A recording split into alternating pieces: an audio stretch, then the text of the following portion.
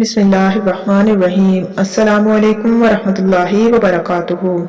قرآن کی وہ سورت جسے صرف ایک بار پڑھتے ہی اللہ اس کو اپنا دوست بنا لیتا ہے، وہی پڑھتا ہے جسے اللہ چن لیتا ہے۔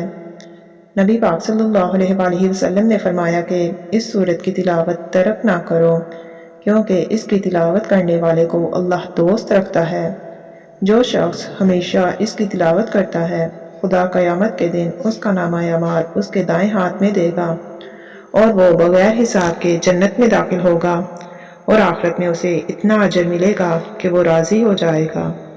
حضرت ابو ہریرہ رضی اللہ تعالی عنہ نے بیان کیا، رسول اللہ صلی اللہ علیہ وآلہ وسلم نے فرمایا، آسمانوں اور زمین کو پیدا کرنے سے 1000 پہلے اللہ تعالیٰ نے ان صورتوں کی تلاوت کی، اور جب فرشتوں نے تلاوت سنی تو کہنے لگے کہ خوشحالی ہے اس امت کے لیے جس پر یہ قرآن اتارا جائے گا، اور خوشحالی ہے ان دلوں کے لیے جو اس کو اٹھائیں گے یعنی یاد کریں گے، اور خوشحالی ہے ان زبانوں کے لیے جو اس کی تلاوت کریں گے۔